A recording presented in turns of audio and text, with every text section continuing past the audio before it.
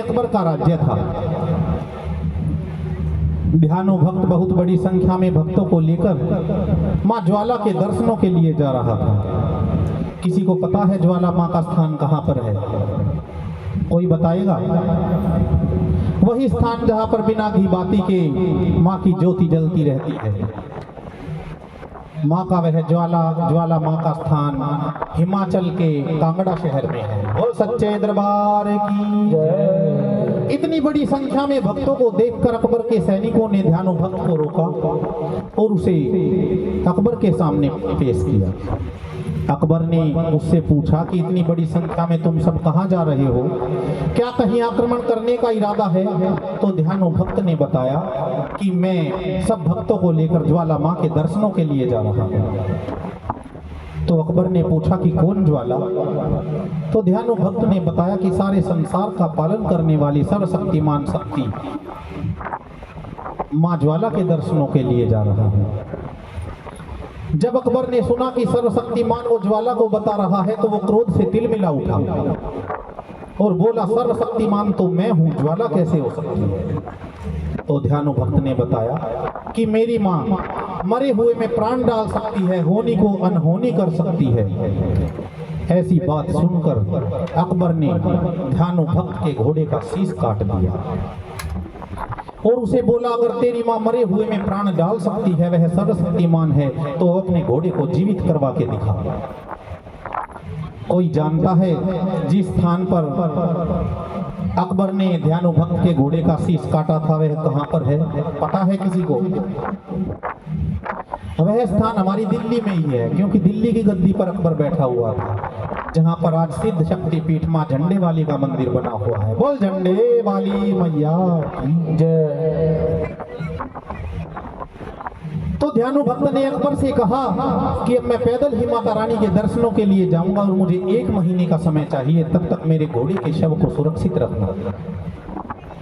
ध्यानो भक्त माता रानी के दरबार में पहुंचता है सब भक्तों के साथ और माता रानी से बार बार प्रार्थना करता है कि माँ दर्शन दो और अपने भक्त की लाज बचाओ। जब बार बार प्रार्थना करने पर भी माता रानी प्रकट नहीं होती तो ध्यानो भक्त अपनी कटार निकालकर अपना शीश काट कर माता रानी के चरणों में चढ़ा देता है। बोल सच्चे दरबार की जय। फिर क्या हुआ कि माँ को आना ही पड़ा, देख भगत का प्यार। ध्यानो ने जब रख दिया अपना शीश उतार, अपने प्यारे भक्त का माँ ने बढ़ाया मान, पार उसे भव से किया तेरा लगाया ध्यान। जब ध्यानो भक्त ने माता रानी को अपना शीश काट कर चढ़ा दिया तो माता रानी तुरंत प्रकट हो गई और ध्यानो भक्त के शीश को जोड़ दिया। और शीश जुड़ते ही ध्यानो भक्त ने सबसे पहले कुछ शब्द कहे। किसी को पता है क्या कहा? देखिए, जो मैं सवाल पूछ रहा हूं इनको बताना ये हमारा इतिहास है, इनकी जानकारी होनी चाहिए। हर चीज का महत्व है। जो कोई बताएगा उसे माता रानी के खजाने से इनाम भी दिया जाएगा, जिसको पता होगा। किसी को पता है ध्यानो भक्त ने शीश जुड़ते ही सबसे पहले क्या कहा? बोल सच्चे दरबार की ये जयकारा ध्यानो भक्त ने शीश जुड़ते ही दिया था। उस दिन के बाद ही भजन कीर्तन कथा भागवत में मंदिरों में हर जगह यह जयकारा दिया जाना है। उसके बाद माता रानी ने कहा कि मैं तुमसे बहुत प्रसन्न हूँ, तुम मांगो जो कुछ मांगना है। तो ध्यानो भक्त ने कहा कि माँ आप मेरे घोड़े की जान बचा दीजिए, उसे जीवित कर दीजिए, बस मुझे और कुछ नहीं चाहिए। तो माता रानी ने कहा कि तुम्हारा घोड़ा तो जीवित हो चुका है, तुम कोई और वरदान मांग लो। तो ध्यानो भक्त ने कहा कि माँ कलयुग का समय है और इस समय साधारण व्यक्ति अपने शीश की भेंट आपको नहीं चढ़ा सकता, इसलिए अगर आप वरदान देना चाहती हैं तो कोई ऐसी भेंट बताइए जिसे साधारण मनुष्य भी चढ़ाकर अपनी मनोकामना पूरी करवा सके। तो माता रानी ने कहा कि आज के बाद जो भी भक्त मुझे नारियल चुन्नी भेंट करेगा उसे मैं शीश स्वरूप ही शहर स्वीकार करके उसकी हर मनोकामना को पूरी करूंगी। उस दिन के बाद से ही माता रानी को नारियल चुनने की भेंट चढ़ने लगी। बोल सच्चे दरबार की। तो नारियल चुन्नी चढ़ाने का समय है। जो भी भक्त नारियल चुन्नी लाए हैं वो आकर दरबार में भगत जी को दे दें, माता रानी को भेंट करें और आरती के बाद प्रसाद के रूप में अपने नारियल को वापस ग्रहण कर लें। बोल सच्चे दरबार की। और चलो चले हम कांगड़ा माँ ज्वाला के धाम, एक नारियल भेंट से बनते बिगड़े काम। माँ ज्वाला से मांग ले सुमरन का वरदान, चिंता दुख तकलीफ से घर बचना इंसान। बोल सच्चे दरबार की।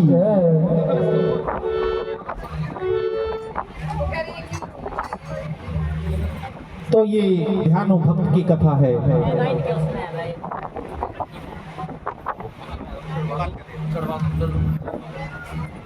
तो ये ध्यानो भक्त की कथा थी जो आपने सुनी। अब मैं आपको तारा रानी की कथा की ओर लेकर चलूंगा। बोल सच्चे दरबार की। सभी भक्त बोलिए जय माता दी। जय माता। जैसा कि आप सभी भक्त जानते हैं कि बिना तारा रानी की कथा के कोई भी जागरण संपूर्ण नहीं होता। और तारा रानी की कथा को जो भी भक्त सच्चे मन से सुनता है और सुनाता है, माता रानी उसके सभी मनोरथ पूरे करती है। तो आइए आप सभी को तारा रानी की कथा की ओर लेकर चलता हूँ। जयकारा तारा रानी का। बोल सच्चे दरबार की। और सूर्य उदय की अमित बेला, बोलो जय दुर्गे महारानी की। बोलो जय दुर्गे महारानी की। आओ सफल करें जगराते को, ये कथा है तारा रानी की। ये कथा है तारा रानी की। ये कथा है तारा रानी की। जगराते में तारा रानी युग युग से होती आई है। युग युग से होती आई है। परसन माता हो तारा से सब हट जावे करड़ाई है। सब हट जावे करड़ाई है। सब हट जावे करड़ाई है। सच्चे मन से अर्जी मांगे जो चरण कमल में लावेगा, चरण कमल में लावेगा। सारे दुख ने माता हर ले, वो नाम अमर कर जावेगा। वो नाम अमर कर जावेगा। वो नाम अमर कर जावेगा। मन सोचे फल जगराते में मैया पूरे करवाती है। मैया पूरे करवाती है। अटके काम सिद्ध माँ करती, और ऐसी मेरी दाती है। और ऐसी मेरी दाती है। और ऐसी मेरी दाती है। रामचंद्र माँ के द्वारे पे हुई घंटों की घनघोर, तारा की कथा सुनाते हैं सब भक्तों करना घोर। कथा आरंभ होत है, सुनो बात मेरी मात, भंडारे भरवा दियो आज जागरण की रात। आज जागरण की रात गात में जोश भरा माँ तेरा, अंधन पुत्र सब दियो माँ गुण बुल्ले ना तेरा। दिन दूनी और रात चौगनी, माँ भंडारे भरपूर रहे। माँ भंडारे भरपूर रहे। जिस घर में जगराता होए, माँ से भूत बीमारी दूर रहे। माँ से भूत बीमारी दूर रहे। माँ से भूत बीमारी दूर रहे। सभी भक्त विनती करते हैं, अर्जी मंजूर हमारी हो। अर्जी मंजूर हमारी हो। जितना खर्चा जगराते का, वो दूना दे दातारी हो। दूना दे दातारी हो। वो दूना दे दातारी हो। बोल सच्चे दरबार की। तारा और रुक्मण की मुख्य कथा से पहले उनके कुछ पूर्व जन्मों की कथा सुनेंगे, जिससे हमें समझ में आएगा कि ये घटनाएं उनके साथ क्यों हुई। और दक्ष राजा की 2 पुत्री थी और छगन मगन था नाम धरा। छगन मगन था नाम धरा। माँ दुर्गा की सेवा करती और अपना जीवन सफल बना। और अपना जीवन सफल बना। और अपना जीवन सफल बना। एकादशी का व्रत करे वे ध्यान मगन हो जाती थी। ध्यान मगन हो जाती थी। माँ अम्बे की सेवा करती वो मन वांछित फल पाती थी। और मन वांछित फल पाती थी। और मन वांछित फल पाती थी। एकादशी के रोज एक दिन उस मगन के मन में आया था। उस मगन के मन में आया था। कहीं बाहर से फिर माँ से मंगा उसने गलती से खाया था। उसने गलती से खाया था। उसने गलती से खाया था। जो छोटी बहन थी मगन, उसने पकोड़े समझकर गलती से मांस का आहार कर लिया और वो घर पर भी अपनी बहन के लिए उसको ले आई, क्योंकि वो बाहर बाजार में महाप्रसाद के नाम से बिक रहा था। जब उसकी बहन ने उसे देखा तो पहचान लिया कि यह क्या है। और पता लगा जब छगन को यह मन में गुस्सा भर आया था। मन में गुस्सा भर आया था। यह नीच काम तूने है किया, फिर उसको श्राप लगाया था। फिर उसको श्राप लगाया था। फिर उसको श्राप लगाया था। छिपकली बन जा इसी समय तू, मैं तुझको श्राप ये देती हूँ। मैं तुझको श्राप ये देती हूँ। और नीच काम करने का तुझे दोस्तनी मजा में चखाती हूँ। दोस्तनी मजा में चखाती हूँ। दोस्तनी मजा में चखाती हूँ। इस तरह से बड़ी बहन छगन ने छोटी बहन मगन को श्राप दे दिया। जब छोटी बहन को श्राप मिल गया तो वह बड़ी विनम्र भाव से अपनी बहन से कहती है कि बहन मुझसे गलती तो हुई है और मैं तेरा श्राप भी स्वीकार करती हूँ। तो कहती है तेरा श्राप मुझे सिर माथे पर, मैं छिपकली बन जाऊंगी। मैं छिपकली बन जाऊंगी। पर मेरी बहन इस योनि से छुटकारा कैसे पाऊंगी। छुटकारा कैसे पाऊंगी। छुटकारा कैसे पाऊंगी। छोटी बहन के विनम्र भाव को देखकर बड़ी बहन छगन को उस पर दया आ जाती है और वो उसे श्राप मुक्ति का उपाय बताती है और कहती है पर उपकारी बन मेरी बहना, फिर योनि तेरी छूट जाएगी। कई जीवों की तू जान बचा, फिर अपना नाम कमाएगी। इस तरह से छगन ने मगन को श्राप मुक्ति का उपाय बताया और यही 2 बहनें छगन और मगन अगले जन्मों में चलकर तारा और रुक्मण के नाम से जानी जाती हैं। बोल सच्चे दरबार की। तो आइए सभी आप भक्तों के सामने तारा और रुक्मण की कथा को आगे बढ़ाते हैं और उनके अगले जन्मों की कथा सुनाते हैं। बोल सच्चे दरबार की जय। कि सत्यवादी एक राजा रहता, दुर्गा माँ का पुजारी था, बड़ा ही था धर्मात्मा रखता, माँ पर श्रद्धा भारी था। उसने बड़े ही प्यार से अपने महलों में यज्ञ करवाया। उसी रात महारानी ने उसको सपने में दर्शन दिखलाया और दिया वरदान उसे यूं, तेरा कुल चमकाऊंगी, तेरी पुत्री बन करके तेरे ही घर में आऊंगी। गर्भवती रानी फिर हो गई, घड़ी सुहानी आई है, और समय आने पर रानी ने गोदी में कन्या पाई। जब माता रानी के जन्म का समय होता है तो रानी को उस समय नींद आ जाती है, और जब आंख खुलती है तो कन्या को गोद में पाती है। ऐसा क्यों होता है? क्योंकि माता रानी का जन्म नहीं होता, अवतार होता है। तो इसलिए उनको जन्म के समय पर उसकी माँ को नींद आ जाती है और आंख खुलती है तो वो कन्या को गोद में पाती है। माता रानी का जन्म होने के बाद राजा पंडित जी को बुलवाता है और उसकी कुंडली बनवाते हैं।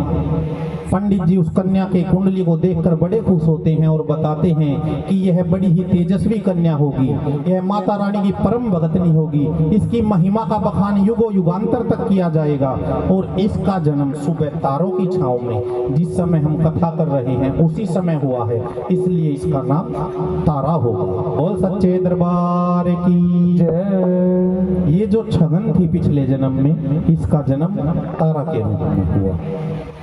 अब समय बीतता है, रानी दोबारा गर्भवती होती है और इस बार फिर एक कन्या को जन्म देती है, लेकिन इस बार कन्या को देखते ही रानी डर जाती है। क्यों डर जाती है? उसका रूप ही ऐसा है, काला है रंग उसका, नैन मोटे। रानी रोकर बोली मेरे भाग्य फूटे, जल्दी से पंडित को बुलवाती है, जन्म पत्री उसकी बनवाती है। घरों को देख पंडित जी बोले, कहते हैं सत्य कर हृदय ना डोले, अगर कन्या इस घर में रहेगी तेरी यश कीर्ति सारी मिटेगी, तेरी यश कीर्ति सारी मिटेगी। पंडित जी की बात सुनकर राजा को बड़ा आश्चर्य हुआ। राजा बोला कि पंडित जी यह क्या बात है?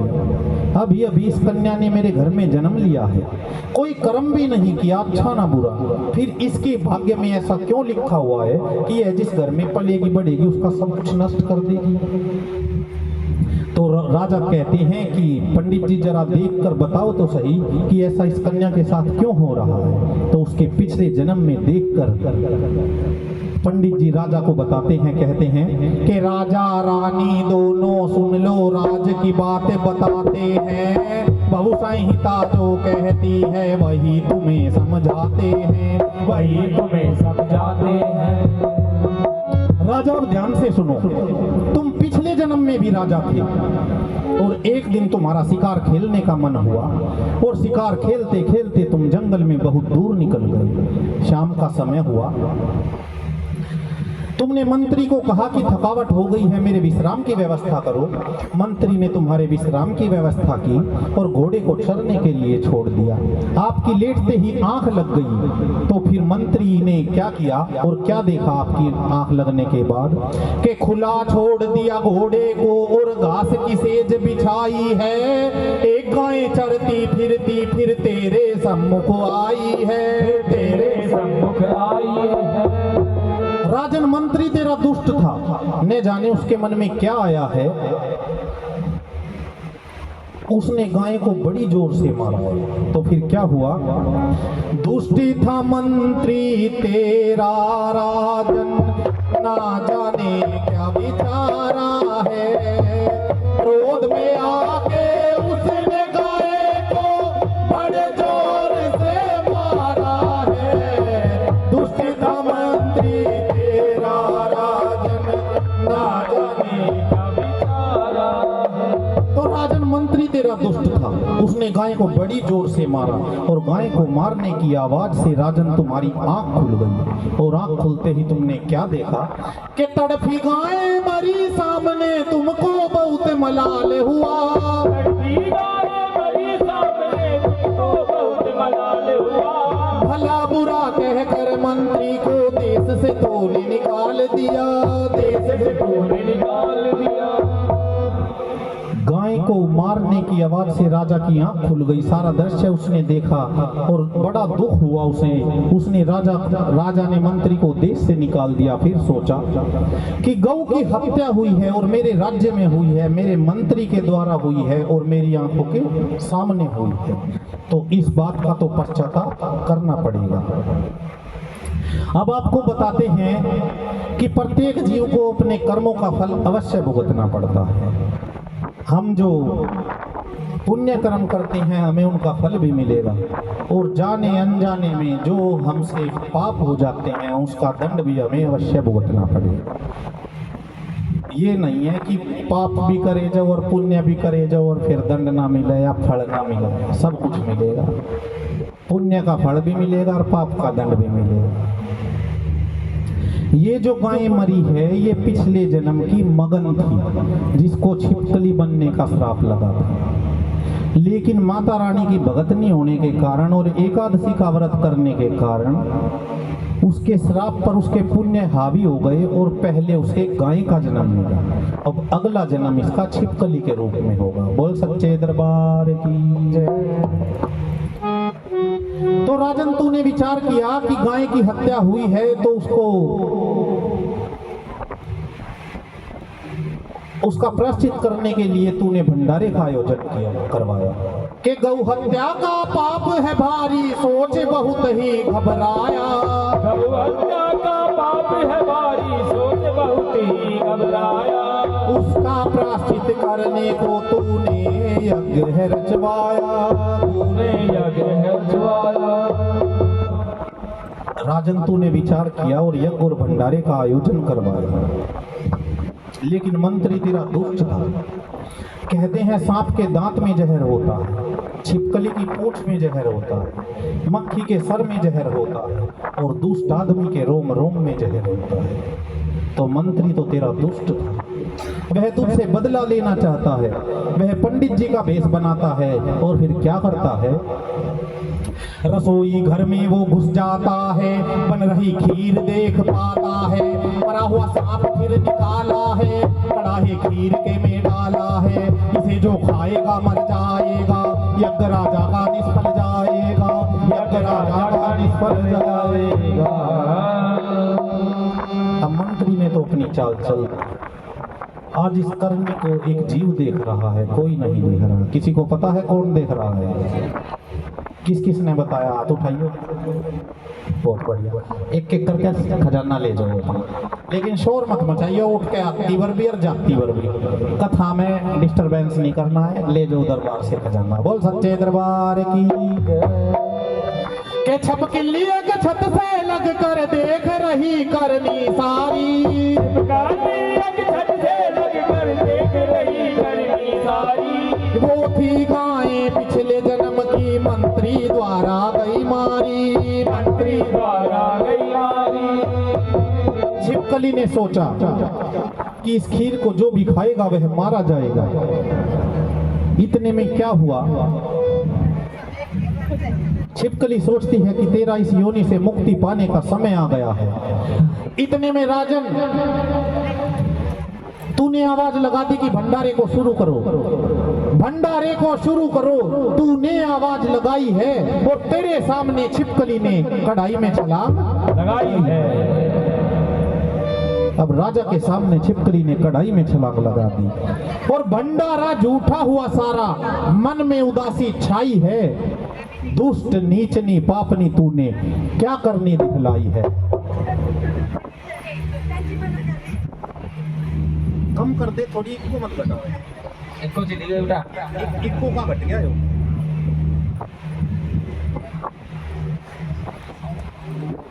तो राजन तूने बिना सोचे समझी उस छिपकली को दुष्ट और नीच होने का श्राप दे दिया। यह वही छिपकली है जिसने तेरे घर में कन्या के रूप में जन्म लिया है और तेरा ही श्राप इसे लगा है कि यह जिस घर में पलेगी बढ़ेगी उस घर का सब यश गौरव वैभव सब समाप्त कर देगी। बोल सच्चे दरबार की। फिर तूने सोचा कि यह जहरीली हो गई है खीर, इसे गड्ढा खुदवा कर जंगल में फिकवा देता हूं ताकि कोई और जंगली जानवर खाकर अपने प्राण ना त्याग दे। जब तूने उस खीर को बाहर फिकवाया है तो काले सांप का पिंजर भी तूने पड़ा खीर में पाया है। राजन अब तेरी समझ में आया ये जो हुई कहानी है बेजुबान छिपकली ने अपनी दे दी कुर्बानी है। तो राजा अब ये जो कन्या इस घर में अगर पलेगी बढ़ेगी तो तेरा यश गौरव वैभव सब समाप्त कर देगी। तो राजा पूछता है कि पंडित जी कोई उपाय बताइए। तो पंडित जी उसे कहते हैं कि तू है ज्ञानी और सयाना, मोह ममता को छोड़ दे तू है ज्ञानी और सयाना, मोह ममता को छोड़ दे तू। लकड़ी के संदूक में रख के सागर अंदर छोड़ दे तू, सागर अंदर छोड़ दे तू। अब पंडित जी के कहे अनुसार राजा क्या करता है, राजा संदूक एक मंगवाता है, हीरे मोती उसमें जड़वाता है, मोह ममता का नाता तोड़ दिया, नदी में फिर संदूक छोड़ दिया, नदी में फिर संदूक छोड़ दिया। इस प्रकार राजा ने तो अपनी छोटी कन्या को विदा कर दिया और बड़ी कन्या का लालन पालन करने लगा। उधर बक्सा नदी में बहता बहता बहुत दूर निकल गया और आगे जाकर एक पंडित जी को दिखाई पड़ा। पंडित जी ने हीरे मोतियों से चमचमाता हुआ बक्सा देखा और उसे निकालने का प्रयास किया, लेकिन पंडित जी की पहुंच से दूर चला गया बक्सा, क्योंकि विधि का विधान था कि उस कन्या का पालन पोषण तो एक नीच घर में होना था। पंडित जी को लालच आ रहा है बक्से को हीरे मोतियों से चमकता हुआ देखकर। पंडित जी देखते हैं दूर किनारे पर खाल उतारते हुए एक भंगी है। उसे बुलाते हैं और कहते हैं कि देखो नदी में बक्सा बहा जा रहा है, उसे निकाल लो। तो भंगी कहता है कि अगर निकाल लूंगा तो मुझे क्या मिलेगा। तो पंडित जी सोचते हैं अगर इसमें ज्यादा धन माल होता तो बक्सा डूब जाता। तो पंडित जी कहते हैं कि इसके अंदर जो कुछ भी हो वो तुम रख लेना, मुझे तो केवल बक्सा दे देना। भंगी नदी में छलांग लगाता है और बक्से को निकाल कर लाता है और जब बस बक्से को खोलता है कि खोला ढकना गौर से देखा, हुई बड़ी हैरानी है, बक्से अंदर अंगूठा चोखे लेटी कन्या भवानी। वो सच्चे दरबार की जय। अब भंगी तो उस कन्या को लेकर बड़ा खुश हुआ क्योंकि उसको कोई संतान नहीं थी और पंडित जी बक्से को लेकर खुशी खुशी अपने घर चला गया। भंगी ने जब उस कन्या को लेकर जाकर घर पर अपनी घरवाली की गोद में डाला तो महामाया की माया देखो, अद्भुत खेल रचाया है। ममता में भर गई वो माँ और दूध छाती में उतर आया। बोल सच्चे दरबार की जय। भंगी ने अपनी कन्या का नाम रुक्मण रखा। समय बीतता रहा, उधर तारा शादी के लायक हो गई और उधर रुक्मण भी शादी के लायक हो गई। तारा की शादी राजा हरिश्चंद्र से होती है और संयोगवश रुक्मण की शादी भी उसी नगर में एक भंगी के घर में हो जाती है। कुछ समय के बाद जो रुक्मण की सास थी वो राजा के महलों में साफ सफाई का कार्य करने के लिए जाया करती थी, वह बूढ़ी हो जाती है। तो अब उस कार्य को रुक्मण को संभालना था। रुक्मण की सास बूढ़ी हो गई, रुक्मण ने काम संभाला था, रुक्मण ने काम संभाला था। और उसी शहर में हरिश्चंद्र का लग दरबार निराला था, और लगे दरबार निराला था, और लगे दरबार निराला था। रुक्मण सफाई करने एक दिन उस तारा के घर आई थी, उस तारा के घर आई थी, और तारा बैठी बीच भवन में एक बार नजर घुमाई थी, और एक बार नजर घुमाई थी, और एक बार नजर घुमाई थी। माँ कृपा से तारा ने फिर उस रुक्मण को पहचाना था, उस रुक्मण को पहचाना था। और 3 जन्म तेरे बतला दूं कोई इसमें नहीं बहाना था, कोई इसमें नहीं बहाना था, कोई इसमें नहीं बहाना था।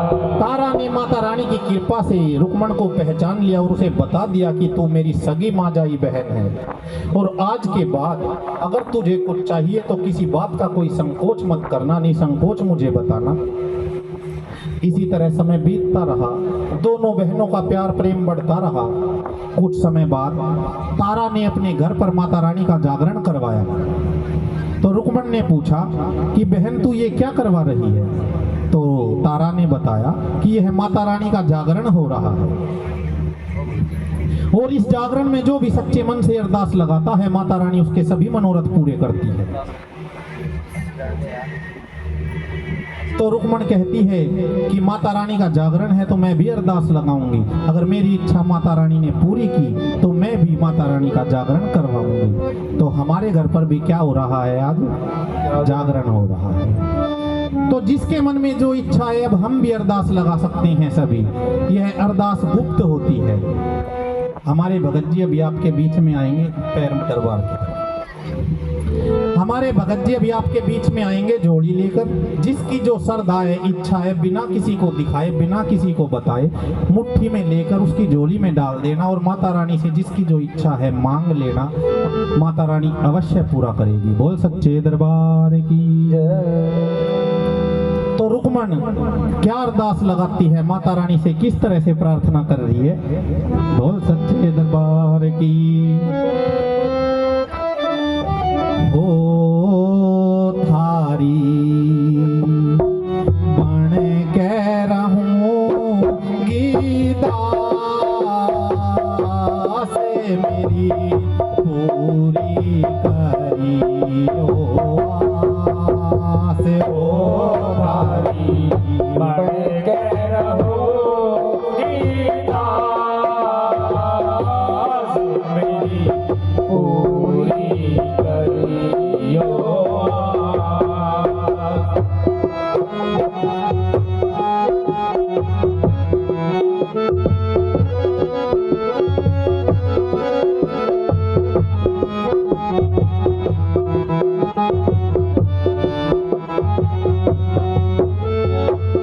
मेहिणी सुगणी भाग की गोदी में संतान कोन्या सुनी को जगत में मैया औरत का कोई मान कोन्या। सुनी को जगत में मैया औरत का कोई मान कोन्या। हो सुनो दुनिया की बकवास मेरी पूरी करियो आस। हो थारी बन के रहो गीदास मेरी पूरी करियो आस।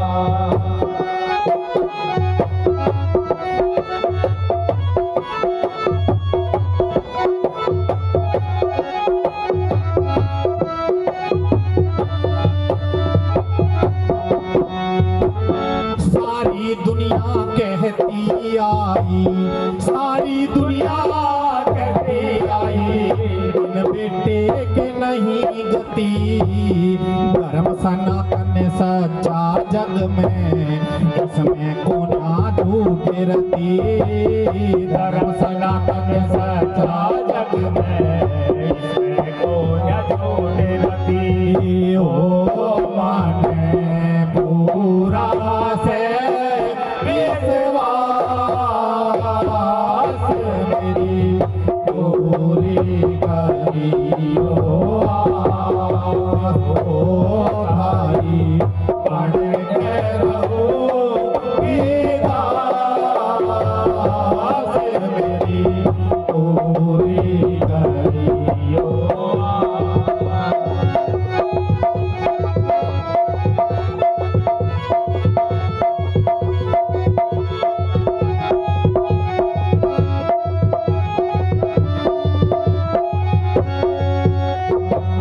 सादा भोला ससुर मेरा से, सादा भोला ससुर मेरा से, तेरे ऊपर रहे उदासी। आज यहाँ दरखास्त लगा दी, काटों ने मेरे दुख की फांसी। आज यहाँ दरखास्त लगा दी, काटों ने मेरे दुख की फांसी। हो मेरी दुखी वो रहे सहसा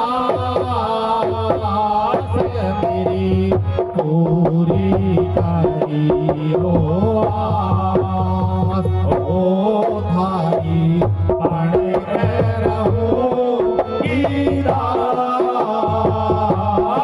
मेरी पूरी करियो आस। और फिर प्रार्थना करती है माता रानी से कि मेरी इच्छा पूरी कर दे। मैं फिर क्या करूंगी अगर तुमने मेरी मनोकामना पूरी की तो? इच्छा पूरी कर दे मैया, इच्छा पूरी कर दे मैया, मेरी जोत जगाओगे, बलुआ के तारा रानी को जगराता करवाओगे, बलुआ के तारा रानी को जगराता करवाओगे। ओ श्री राम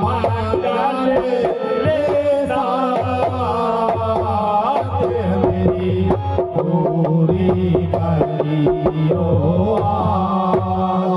ओ दाई बन के रहूंगी दास, मेरी पूरी करियो। अगर किसी माता बहन को गोद भरवानी हो तो गोद भरवाने का समय है, वो दरबार में आ सकती है। माता रानी उसकी मनोकामना अवश्य पूरा करेगी। बोल सच्चे दरबार की जय। क्योंकि इसी समय पर जागरण में रुक्मण की भी गोद भरी गई थी। बोल सच्चे दरबार की जय।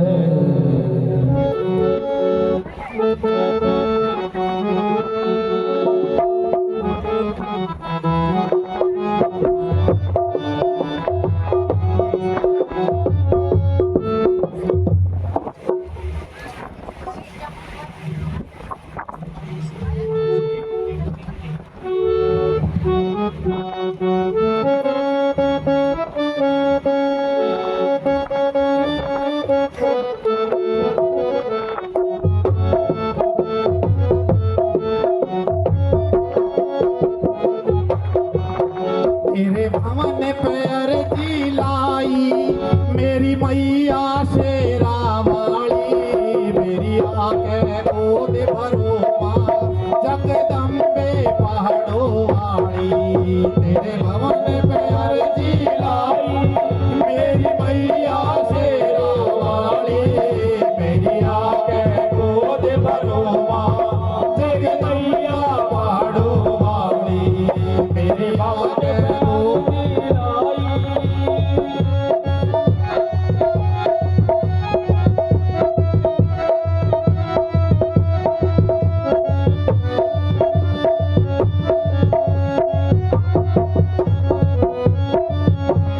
दुनिया बात कहे से तन सभी बातों का मेरा, मेरा आके वंश चला दे तन क्यों ना लाया तेरा।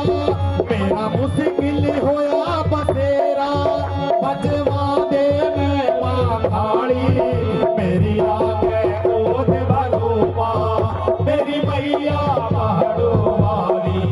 मेरी आके गोद भरो मेरी मैया पहाड़ों वाली।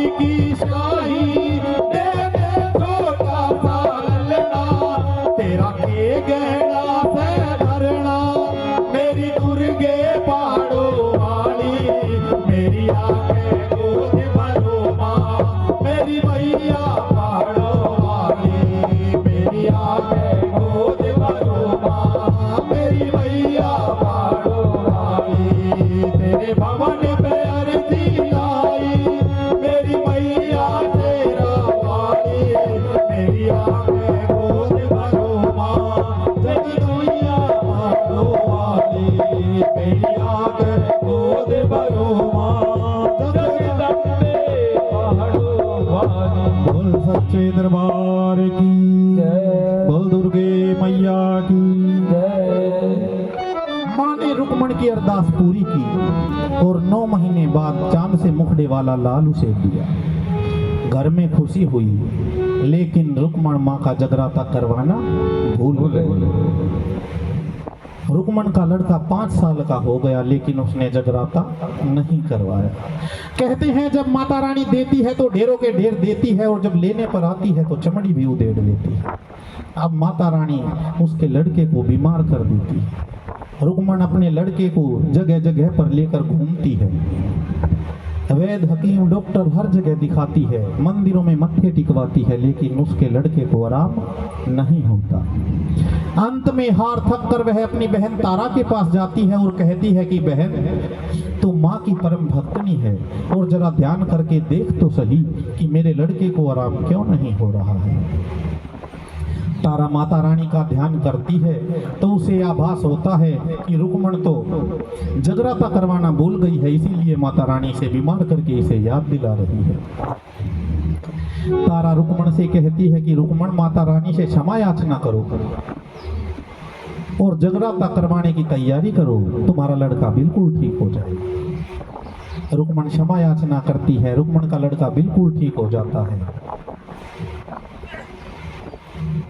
रुक्मण पंडित जी के पास जाती है कि पंडित जी, मुझे जागरण करवाना है। तो पंडित जी कहते हैं कि तू जागरण का सामान मेरे घर पर दे जा, मैं यहीं पर जागरण कर दूंगा। सोचते हैं अगर भंगी के घर जाऊंगा तो मेरा धर्म भ्रष्ट होगा। तो रुक्मण कहती है नहीं, मुझे तो माता रानी की जोत अपने घर पर ही जगवानी है। तो पंडित जी सोचते हैं कोई ऐसी शर्त लगाता हूं जो पूरी ना हो सके और मुझे इसके घर जागरण करने ना जाना पड़े।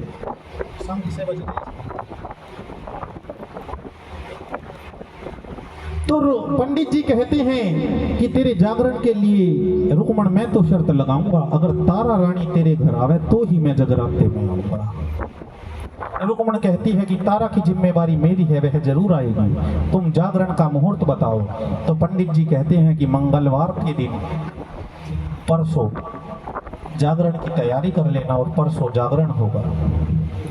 रुक्मण खुशी खुशी तारा के पास जाती है और तारा को सारी बात बताती है। तारा कहती है बहन, बड़ी अच्छी बात है, तू जागरण करवा, मैं तेरे घर अवश्य आऊंगा।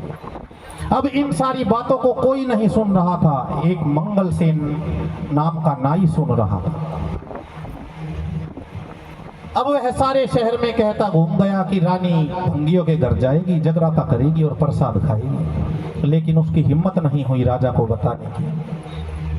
हजामत बनाते बनाते हजामत का गंदा पानी राजा के होठों को लगा दिया। राजा क्रोध में आ गया, तलवार निकाल ली और बोला तूने मेरा धर्म भ्रष्ट कर दिया, कभी तेरा वध करूंगा। तो राजा से बोला नाई कि महाराज, यह कटोरी भी आपकी, यह पानी भी आपका, यह हजामत भी आपकी, फिर भी आपका धर्म भ्रष्ट हो गया।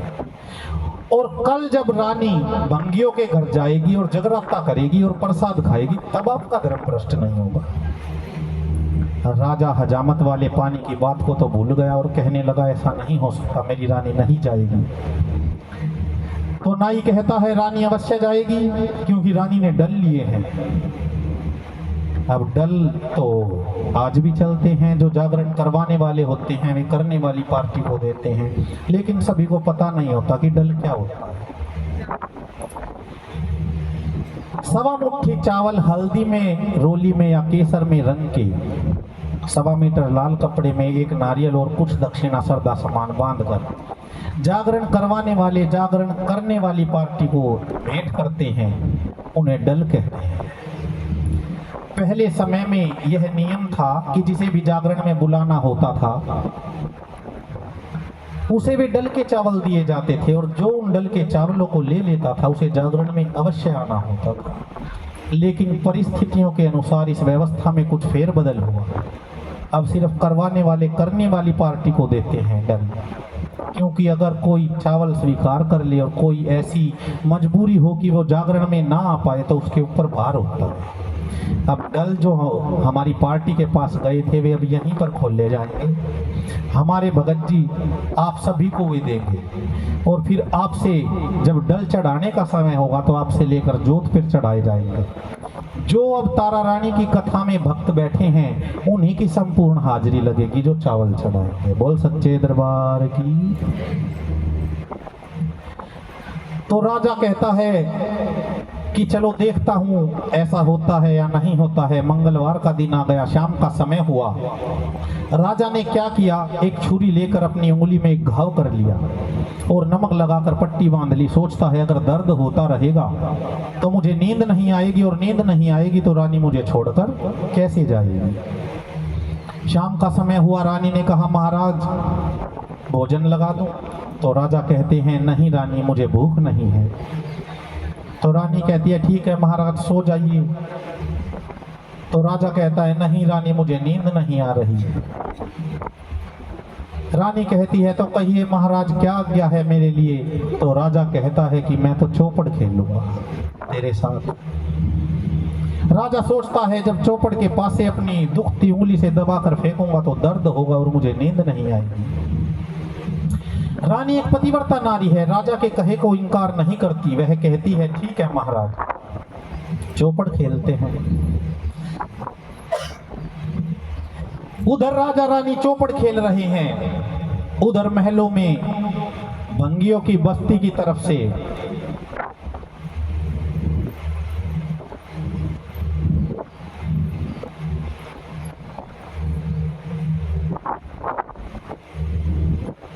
भंगियों की बस्ती की तरफ से भजनों की आवाज आने लगती है। किस तरह से आवाज आ रही है।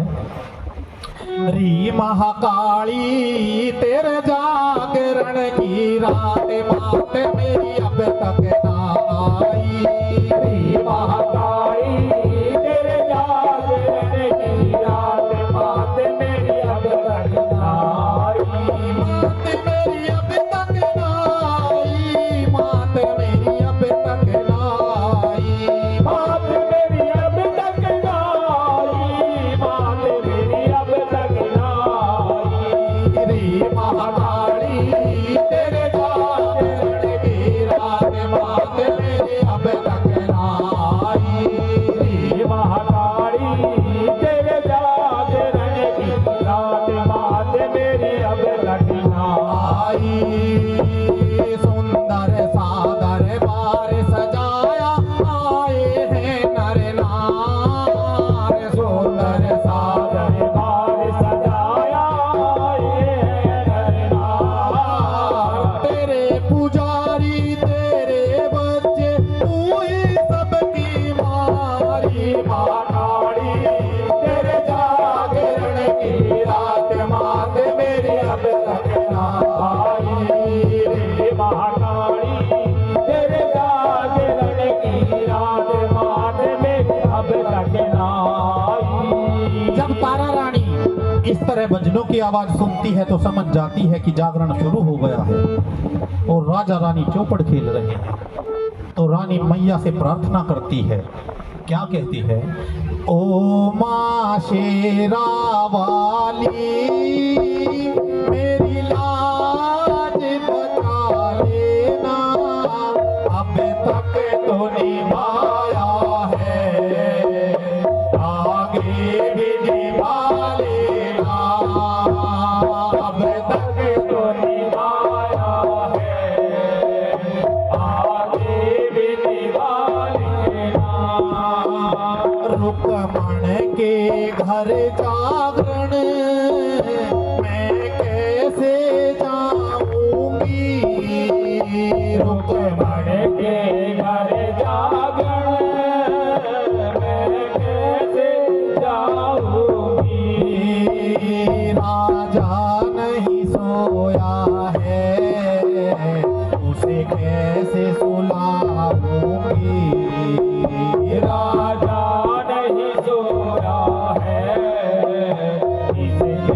कैसे सुनाऊंगी, इसके सो जाने की वो ये राह बता देना, अब तक तो निभाया है, आगे भी निभा लेना, अब तक तो निभाया है, आगे भी निभा लेना।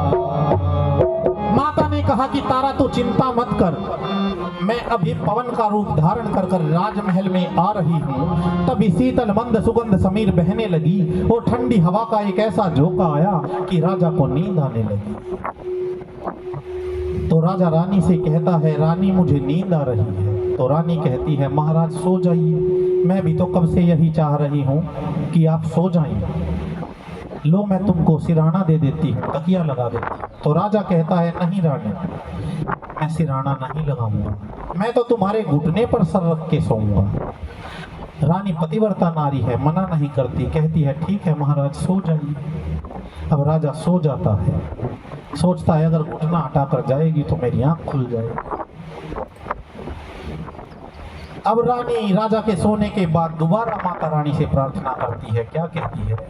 अब तक तो निभाया है, आगे भी निभा लेगा, अब तक तो निभाया है, आगे भी निभा लेना। तो माता रानी कहती है कि निभा तो रही हूँ, तुमने प्रार्थना की थी कि राजा सो जाए, राजा सो तो गया। तो रानी कहती है, माँ सो तो गया लेकिन उठ गया तो माता रानी कहती है कि आज मैं वरदान देती हूँ, इस संसार का कोई भी जीव, रोगी, भोगी या योगी, इनमें तीनों में सारे जीव आ गए दुनिया में, जो पूरी रात जागेगा उसे सुबह के समय एक नींद का झोंका अवश्य आएगा। कहते हैं ना, पूरे जागरण में तो नींद आई नहीं, अब कथा भी अच्छी लग रही है और नींद के लटके भी आ रहे। ये तो माता रानी की कृपा है, माता रानी का वरदान है। बोल सच्चे दरबार की जय।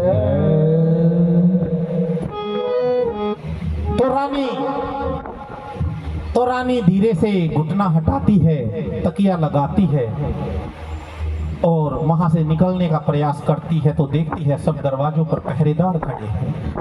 एक खिड़की से निकलकर भंगियों की बस्ती की तरफ चलती है। रास्ते में एक चोर की नजर रानी पर पड़ती है। वह देखता है कि हीरे मोती सोने चांदियों से लदी हुई स्त्री इतनी रात को अकेली कहाँ जा रही है। अगर इस पे से कुछ थोड़ा भी सामान मिल गया तो अच्छी कीमत मिल जाएगी। यह सोचकर वह चोर रानी की तरफ झपटता है। रानी का दुपट्टा चोर के हाथ में आता है, वह फट जाता है, आधा रानी के पास रह जाता है, आधा चोर के पास आ जाता है। चोर डर जाता है कि यह कौन थी जो आंधी की तरह आई और तूफान की तरह चली गई। भागते समय रानी की एक चप्पल रास्ते में छूट जाती है और रानी भंगियों की बस्ती में रुक्मण के घर पहुंच जाती है। बोल सच्चे दरबार की जय। और पहुंचकर सबसे पहले क्या करती है? डल के चावल जोत पर चढ़ाती है। अब हमारे भगत जी आपके बीच में आएंगे, आप उन्हें डल के चावल दे देना, आपकी तरफ से वे जोत पर चढ़ा दिए जाएंगे। आनंद। बोल सच्चे दरबार की जय।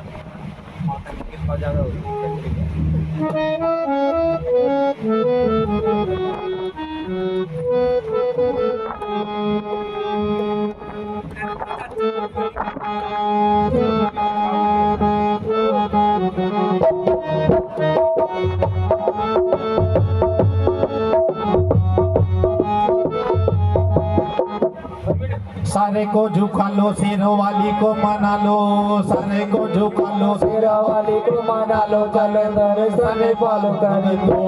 करती मेहरबानियां, करती मेहरबानियां, करती मेहरबानियां, करती मेहरबानियां।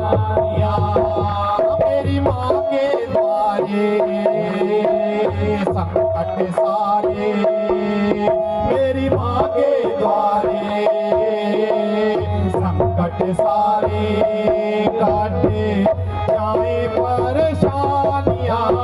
सारे को झुका लो, सिरों वाले को मना लो, चलो दर्शन पालो कर दो। करती मेहरबानियां, करती मेहरबानियां,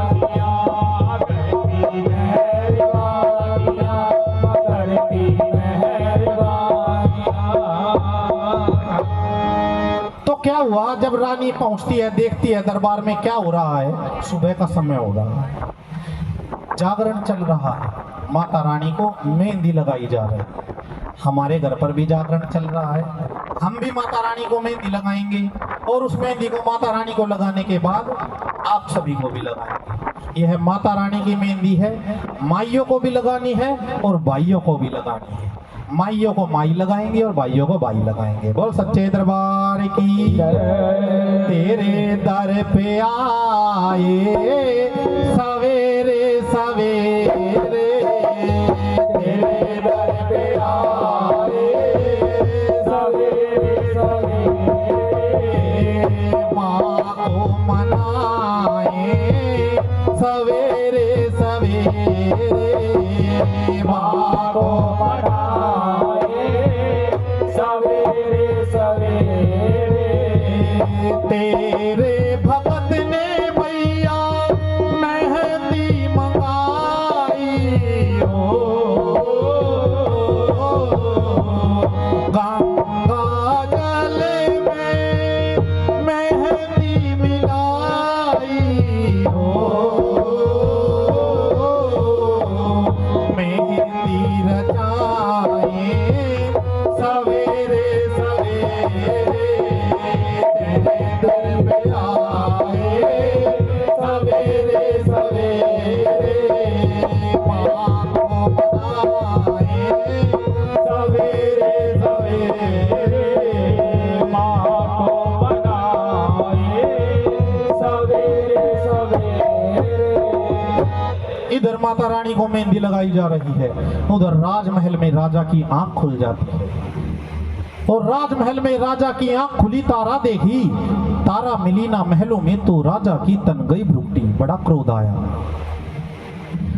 तलवार निकाल लेता है और सोचता है कि रानी मुझे छोड़कर चली गई, आज नहीं छोड़ूंगा उसे। और जिधर से भजनों की आवाज आ रही थी, भेष बदलता है और उधर ही चल देता है। रास्ते में उसे वही चोर दिखाई पड़ता है जिसने रानी का आधा दुपट्टा छीन लिया था। राजा चोर से पूछता है कि तुमने यहाँ से किसी स्त्री को जाते हुए देखा है? तो चोर बताता है कि हाँ, अभी एक बंगियों की बस्ती की तरफ एक स्त्री गई है। राजा उसके हाथ में रानी का आधा दुपट्टा देख लेता है, लेकिन चोर को सजा देने की बजाय राजा के सर पे तो भूत सवार है कि वह तो रानी को रंगे हाथों पकड़ना चाहता है। वह वहां से चल देता है बंगियों की बस्ती की तरफ।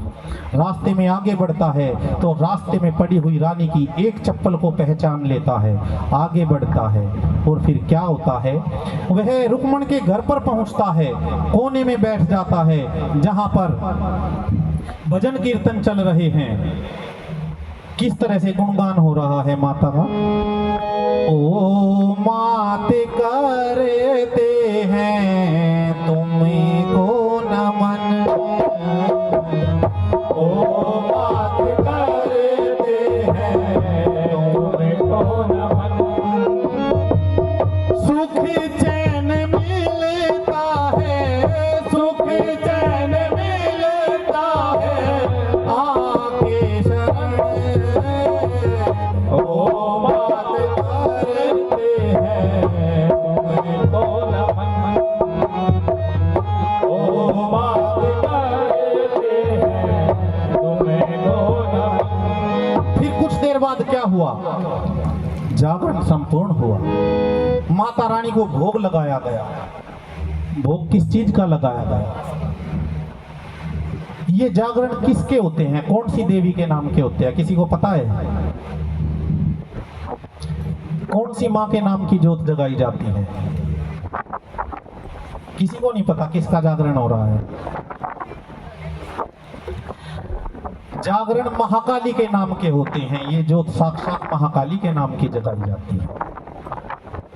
पहले जब महाकाली के नाम के जागरण होते थे तो जिसके घर में जो भी बनता था उसी का भोग लगाया जाता था। बंगियों के घर में जो मांस बनता था उसी का प्रसाद बनाकर और मदिरा का चरणामृत बनाकर बांट दिया जाता था। कालका मैया सब स्वीकार करती है, तो बकरे के मांस को का प्रसाद बनाकर माता रानी को भोग लगाया गया और सब में बांटा गया। पंडित जी को देने लगे तो उसने फिर कहा, पहले तारा को दो, मैं तब लूंगा। तारा ने झोली में प्रसाद लिया। राजा देख रहा है कोने में बैठा हुआ। रानी प्रसाद लेकर बाहर आने लगी। राजा रास्ता रोक कर खड़ा हो गया। बोला, रानी, तूने अपना और मेरा धर्म भ्रष्ट कर दिया।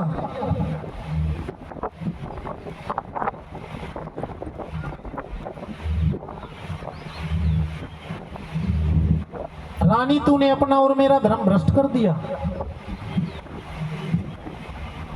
तुम्हारी झोली में मेरी आंखों के सामने मांस डाला गया। तो रानी कहती है कि महाराज, मांस नहीं, मां का प्रसाद बोलिए। राजा कहता है, नहीं, दिखाओ। तुम्हारी झोली में मेरी आंखों के सामने मांस डाला गया। अब राजा झोली छीन रहा है, रानी झोली छिपा रही है। इसी तरह तारा रानी दोबारा माता रानी से प्रार्थना करती है और क्या कहती है? ओ मां शेरा वाली, मेरी लाज बचा लेना, अब तक तो निभाया है, आगे भी निभा लेना, अब तक तो निभाया है, आगे भी निभाएगा। ओ मां शेरा वाली, मेरी लाज बचा लेना, अब तक तो निभाया है, आगे भी निभा लेना। ये सोच ले जब तारा झोली को खोलेगी, ये सोच ले जब तारा झोली को खोलेगी, अपने प्रसाद से मां बदनाम तू हो लेगी। अपने प्रसाद से मां बदनाम तू हो लेगी। इससे बच जाने की कोई राह बता देना, अब तक तो निभाया है, आगे भी निभा लेना, अब तक तो निभाया है, आगे भी निभा लेना। अब राजा झोली छीन रहा है, रानी छिपा रही है। अंत में राजा की जीत होती है। फिर क्या हुआ? फिर राजा ने आखिर झोली को खोला है। फिर राजा ने आखिर झोली को खोला है, मिसरी और मखानों से दिल राजा का डोला है। मिसरी और मखानों से मन राजा का डोला है। अपने भक्तों पे मां ऐसे ही दया करना, अब तक तो निभाया है, आगे भी निभा लेना। अब तक तो निभाया है, आगे भी निभा लेना। तो राजा रानी से कहता है कि रानी, मेरी आंखों के सामने तेरी झोली में देखिए, ये जो प्रसाद आ रहा है ना आपके बीच में, इसे कोई भी हाथों में ना ले, इसे सब झोली में ले, क्योंकि ये झोली का ही सत पता था, इसका जो मांस के मखाने बन गए थे इसमें। और उस दिन के बाद ये पंचमेवा इतनी शुद्ध होगी कि इसको सुतक और पातक का कोई दोष नहीं लगता। कहते हैं ना कि घर में खुशी हो या गम हो तो हम लड्डू गोपाल जी को किस चीज का भोग लगाएं, तो हम पंचमेवा का भोग हर स्थिति में लगा सकते हैं, क्योंकि ये शुद्ध होती है, इनको किसी प्रकार का कोई दोष नहीं लगता। और सच्चे दरबार की। तो राजा कहता है, रानी, मेरी आंखों के सामने तेरी झोली में मांस डाला गया। तो रानी कहती है, हमारा रस डाला गया। तो राजा कहता है, अभी तक तो तू बोल रही थी कि माँ का प्रसाद बोली, अब कहती है हमारा रस डाला गया मांस, ये क्या बात हुई? तो रानी कहती है, ये मेरी माता रानी की कृपा हुई। तो राजा कहता है, रानी, तू मुझे इस बात का भेद बता, अब कैसे जो मेरी आंखों के सामने मांस का प्रसाद डाला गया तेरी झोली में, वो पंचमेवा कैसे बन गया? तो रानी कहती है महाराज देखो दूसरे के घर लड़ाई झगड़ा नहीं करते, चलो राजमहल में आराम से तसल्ली से बैठ के बात करेंगे। अब राजा देखता है जो आधा दुपट्टा चोर के पास था रानी अब पूरा उड़े हुए है। बाहर निकल के आती है तो रानी की दोनों चप्पल है दोनों पहन ली उसने। राजा कहता है रानी तू तो जादूगर नहीं है। अब दोनों घर आ गए और बात कर रहे हैं। राजा को तो जिद होगी कि अब तू मुझे भेद बता दे, ये सारे चमत्कार तू कैसे कर रही है। तो राजा रानी से क्या कहता है, ओ तारा रानी अब तू भेद बता दे। ओ तारा रानी अब तो भेद बता दे। ओ तारा रानी अब तो भेद बता दे। कैसे बन गए माँ से मखाने इतनी बात समझा दे। ओ तारा रानी अब तो भेद बता। अब राजा जिद पर अड़ा हुआ है। रानी कह रही है कि राजा रहने दो, यह इस भेद को जानना, इस पथ पर चलना बड़ा कठिन है। राजा कहता है नहीं मैं सब कुछ करने के लिए तैयार हूं लेकिन मुझे इस भेद को जानना है। तो रानी कहती है राजा मेरी 3 शर्तें हैं। रानी कहती है कि बताओ। राजा कहता है बताओ तुम्हारी क्या शर्तें हैं। तो रानी कहती है महाराज पहली शर्त मेरी ये है कि एक तो तुम मुझे कटु शब्द नहीं बोलोगे। राजा कहता है ठीक है नहीं बोलूंगा। दूसरी बताओ। दूसरी शर्त ये है कि तुम रोगे नहीं। राजा कहता है ठीक है रानी नहीं रोऊंगा।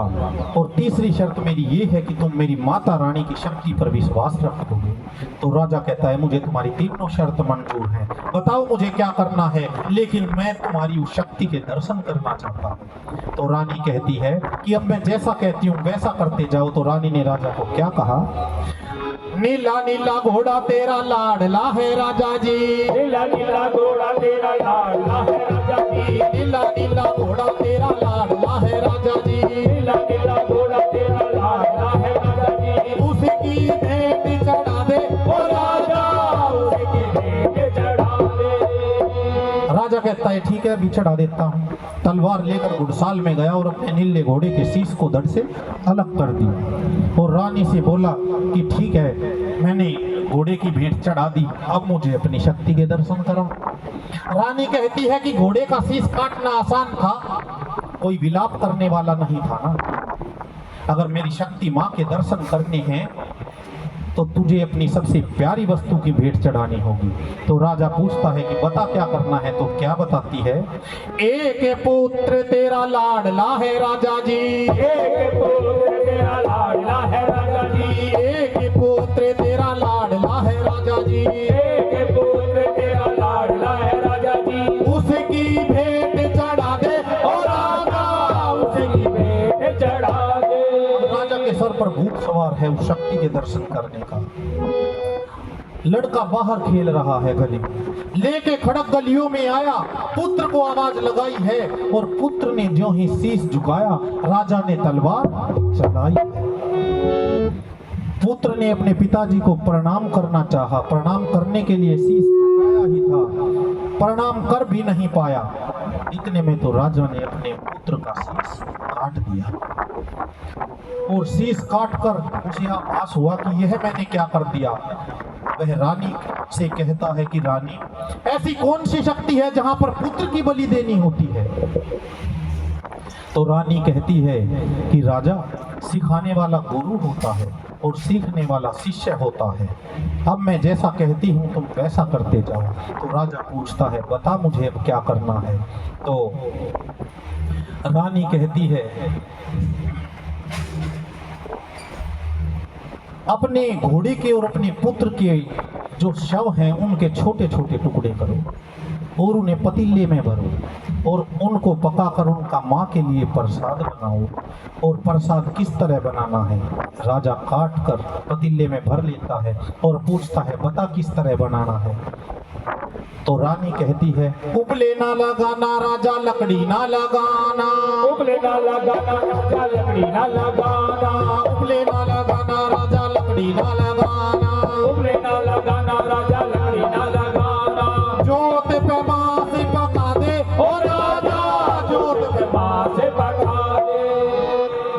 राजा बोला कि घोड़े का और पुत्र का इतना सारा मांस इस छोटी सी जोत पर कैसे पकेगा?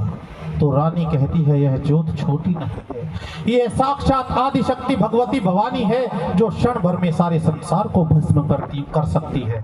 जैसा मैं कहती हूँ वैसा करते जाओ। अब राजा मांस पका देता है और रानी से कहता है कि मांस का प्रसाद बनकर तैयार है रानी, अब बताओ मुझे क्या करना है। तो रानी कहती है 5 थाल सजवाओ मेरे राजा, 5 थाल सजवाओ मेरे राजा, 5 थाल सजवाओ मेरे राजा, 5 थाल सजवाओ मेरे राजा। राजा पूछता है कि 5 थाल किसके? तो रानी कहती है एक मेरी माँ का, एक मेरी माँ के शेर का। राजा कहता है ठीक है 2 हो गए, तीसरा बता। राजा तीसरा अपना सजवा। अब ठीक है 3 हो गए, चौथा बता। कि चौथा राजा मेरा सजवा। अब राजा कहता है रानी तो पागल हो गई है, अपने पुत्र का मांस खाएगी। रानी कहती है जैसा मैं कहती हूँ वैसा करते जाओ। ठीक है 4 हो गए, 5वां बता किसका? अब 5वां अपने पुत्र रोहतास का सजवा। तो रानी से राजा कहता है कि जिस पुत्र को मैंने अपने हाथों से काट दिया वह प्रसाद खाने कहाँ से आए? रानी तो सचमुच पागल हो गई है। रानी कहती है जैसा मैं कहती हूँ करते जाओ। राजा ने 5 थाल सजवाए और कपड़े से सजाकर रख दिए। अब राजा का धैर्य डगमगाने लगा। राजा कहने लगा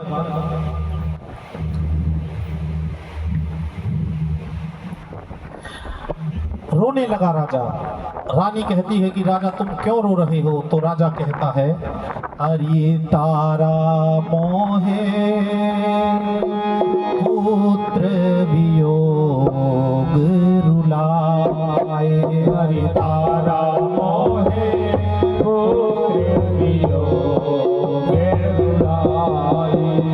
उसका जीना भी क्या जीना जिसका जवा पुत्र मर जाए। ओ तारा मोहे पुत्र वियोग रुलाए, ओ तारा मोहे पुत्र वियोग रुलाए। तारा कहती है कि राजन ऐसा कौन हुआ है जो अपने पुत्र को योग में इस तरह रो रो कर प्राण त्यागने को हो रहा हो? तो राजा कहता है हुआ भी सकना हो, लेकिन हमारे ही वंश में आने वाले समय में राजा दशरथ होंगे जो अपने पुत्र के वियोग में तड़प तड़प कर प्राण त्यागेंगे। बोल सच्चे दरबार की। अब राजा को विश्वास नहीं रहा कि कोई शक्ति भी आएगी, वो निराश हो रहा है। रानी से कहता है राजपाट सब छोड़ के जाऊं, मैं ले लूंगा अब संन्यास। और रानी राजा को ये समझा रही मुझको मां जगदम्बे से आस। तो राजा क्रोध में भर जाता है और कहता है कि डायन बनकर तारा तूने अपने पुत्र को खाया है, और बता मेरा पुत्र मरवाकर तेरे हाथ क्या आया है? रानी बोली तुम मेरी पहली शर्त में हार। मैंने तुमसे कहा था कि तुम मुझे कटु शब्द नहीं बोलोगे और तुम मुझे अपशब्द बोल रहे हो। अब राजा रोने लगा। राजा रो रहा है। क्या कह रहा है? मैं अपने दिल के टुकड़े का जनाजा लेके आया हूँ। मैं अपने दिल के टुकड़े का जनाजा लेके आया हूँ। कहीं बासी ना हो जाए, मैं ताजा ताजा लाया हूँ। कहीं बासी ना हो जाए, मैं ताजा ताजा लाया हूँ। अब राजा रो रहा है। रानी बोली राजन तुम मेरी दूसरी शर्त में हार गए, तुम रो रहे हो। तो राजा कहता है कि मुझे विश्वास ही नहीं है कि कोई ऐसी भी शक्ति है जो इस तरह से चमत्कार कर सकती है। तो रानी कहती है कि अब तुम मेरी तीसरी शर्त में हार गए, तुम्हारा विश्वास डगमगा गया, मुझे नहीं पता तुम्हारा क्या होगा और क्या नहीं होगा। राजन हाय पुत्र हाय रोहतास करते हुए मूर्छित हो जाता है और रानी अब वहां पर राजा को मूर्छा में देखकर घबरा जाती है और माता रानी से प्रार्थना करती है कि माँ, अगर मैं तेरी सच्ची भक्तनी हूँ और मेरे शरीर में पतिव्रत धर्म का सत है तो मेरे पति के जीवन पर कोई आंच नहीं आनी चाहिए। तभी आकाशवाणी के रूप में माता रानी आवाज देकर बताती है कि तारा, तेरा पति पुत्र वियोग में मूर्छित हो गया है, उसके जीवन पर कोई आंच नहीं है, तू चिंता मत कर। तो रानी कहती है कि माँ, तुम्हें प्रकट होकर मेरे पति को दर्शन देने होंगे और मेरे पति को जीवित करना होगा। तो माता रानी कहती है कि तुम अपने पति को आवाज दो, वो भी मूर्छा से जाग जाएंगे, लेकिन मैं तुम्हारे पति को साक्षात रूप से प्रकट होकर दर्शन नहीं दूंगी, क्योंकि जो भी जीव मेरे भक्त को कष्ट पहुंचाता है, सताता है, मैं उसके सामने प्रत्यक्ष रूप से दर्शन नहीं देती। तो रानी कहती है कि माँ, चाहे कुछ भी हो, लेकिन तुम्हें मेरे पति को प्रत्यक्ष रूप से प्रकट होकर दर्शन देने ही पड़ेंगे। तो रानी कहती है कि अपने पति को आवाज देकर जगाओ और मैं राजमहल में आ रही हूँ। वह आवाज लगाती है, राजा मूर्छा से जाग जाता है और रानी राजमहल में प्रवेश करती है। किस तरह से? दुर्गा भवानी आई रे माँ दुर्गा, दुर्गा भवानी आई रे माँ दुर्गा, पहाड़ों की रानी आई रे माँ दुर्गा, पहाड़ों की रानी आई रे माँ दुर्गा। माँ का लाल लाल है चोला, माँ का शेर बड़ा ही बोला, माँ का लाल लाल है चोला, माँ का शेर बड़ा मेरा, होके शेर पे सवार आई रे दुर्गा, दुर्गा भवानी आई रे माँ दुर्गा, दुर्गा भवानी आई रे माँ दुर्गा। अब रानी राजा से कहती है कि राजन माता रानी के दर्शन करो। तो राजा कहता है मुझे तो कुछ दिखाई नहीं दे रहा। तो रानी कहती है राजन सच्चे मन से ध्यान करो। राजा कहता है मुझे तो ध्यान करना भी नहीं आता। अब ध्यान करना तो हमें भी नहीं आता।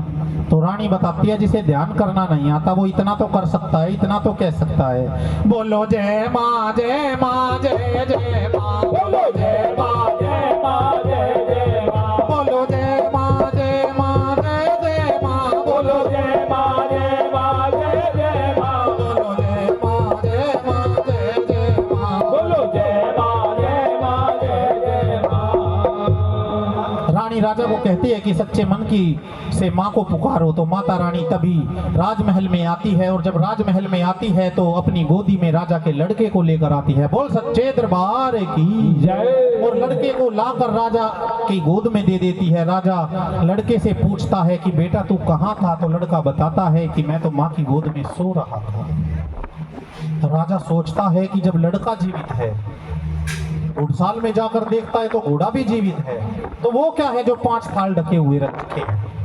और जब कपड़ा हटाकर देखता है तो लड़के और घोड़े के मांस की जगह हलवे चने का प्रसाद बन गया। बोल सच्चे दरबार की जय। उसी दिन के बाद से माता रानी को हलवे चने का भोग लगता है। तो माता रानी दरबार उनके राजमहल में मौजूद है। राजा रानी से कहता है कि रानी मैं तुमसे बहुत खुश हूँ, अगर तुम कुछ मांगना चाहती हो तो मांग लो मुझसे। तो रानी कहती है राजा से कि राजन वैसे तो जो कुछ तुम्हारा है सब कुछ मेरा ही है, मैं तुमसे कुछ मांगना नहीं चाहती, फिर भी अगर तुम देना चाहते हो तो इतना काम कर दो, इस नगर में एक ऐसे मंदिर का निर्माण करवा दो जिसमें ऊंच नीच का कोई भेदभाव ना हो, क्योंकि इस ऊंच नीच के भेदभाव के कारण ही हमें इतनी कठिन परीक्षा देनी पड़ी है। राजा कहते हैं ठीक है रानी, मैं मंदिर का निर्माण करवा दूंगा। उधर शेर की सवारी पर बैठी हुई माता रानी कहती है कि इधर देखो,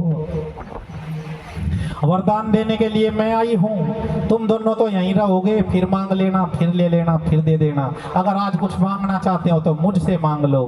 तो राजा रानी से कहता है हमें तूने मैया सब कुछ दिया है, हमें तूने मैया सब कुछ दिया है, तेरा शुक्रिया माँ, तेरा शुक्रिया है, हमें तूने मैया सब कुछ दिया है,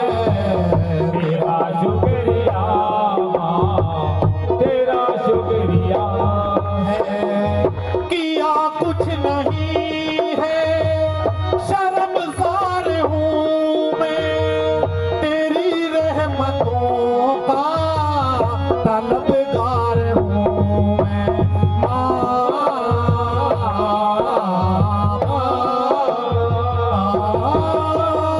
किया कुछ नहीं है, शर्मसार हूँ मैं, तेरी रहमतों का तलबगार हूँ मैं। दिया कुछ नहीं बस लिया ही लिया है, तेरा शुक्रिया माँ, तेरा शुक्रिया है, हमें तूने मैया सब कुछ दिया है, तेरा शुक्रिया माँ, तेरा शुक्रिया है। तो राजा माता रानी से कहता है कि हे माँ आदिशक्ति भगवती भवानी, वैसे तो तुम्हारा दिया हुआ मेरे पास सब कुछ है, फिर भी यदि तुम देना चाहती हो तो इतनी प्रार्थना है आपसे कि आज के बाद तुम किसी भक्त की इतनी कठिन परीक्षा मत लेना। तो राजा से माता रानी कहती है कि ठीक है राजा, मैं आज के बाद इतनी कठिन परीक्षा किसी की नहीं लूंगी, लेकिन तुमने फिर भी मुझसे कुछ नहीं मांगा। मैं तुम्हें अपनी तरफ से वरदान दे रही हूँ कि आज के बाद कहीं भी कोई भी जागरण होगा और जिस जागरण में तारा और रुक्मण की कथा नहीं होगी उसे मैं संपूर्ण स्वीकार नहीं करूंगी। इतना कहने के बाद माता रानी ने कहा कि अब मैं जा रही हूँ। तो राजा ने कहा कि माँ अभी हमारा मन नहीं भरा है, थोड़ी देर और ठहर जाओ। तो माता रानी ने कहा कि राजन, मैं पृथ्वी पर अधिक समय के लिए नहीं रुक सकती, अन्यथा पृथ्वी रसातल को चली जाएगी, इसलिए मुझे जाना ही होगा। तो राजा रानी से कहता है कि माँ अगर जा ही रही हो तो इतना बता दीजिए कि आज के बाद अगर हमें तुम्हारे दर्शन करने होंगे तो तुम हमें कहाँ मिलोगे। तो राजा से माता रानी कहती है कि आज के बाद मैं अब कलयुग में भी आऊंगी और जहाँ कथा तारा की होगी वहीं मैं बैठी पाऊंगी। बोलो बोलो भगतो शेरा वाली की जय, बोलो बोलो भगतो शेरा वाली की जय, बोलो बोलो भगतो तारा रानी की जय, बोलो बोलो भगतो तारा रानी की जय। जिसने माँ का नाम जपा है उसकी ऊंची शान हुई, इतना कहकर शेरा वाली पल में अंतर ध्यान हुई। और कथा संपूर्ण होते हैं और सुनी लगा कर ध्यान, जैसी पढ़ी सुनी सीख ली कर दिया आज बयान। कोई गलत शब्द मुख से निकला हो हम माफी सारे चाहते हैं, हम दास माम चंद के संग में तेरे चरणों शीश झुकाते हैं। अन्न धन भंडारे भरे यही माँ तेरे भक्त सब चाहते हैं, ना दुख विपदा हम पर आए सब मिल गुण तेरा गाते हैं। बोल दुर्गे मैया की जय। और तारा रानी की कथा के साथ जागरण संपूर्ण होता है। अब माता रानी की आरती होगी, आरती के लिए सभी अपने अपने स्थान पर खड़े हो जाएंगे और नंबरवार एक एक करके आरती लेने के लिए आते रहेंगे। बोल सच्चे दरबार की जय, बोल दुर्गे मैया की जय।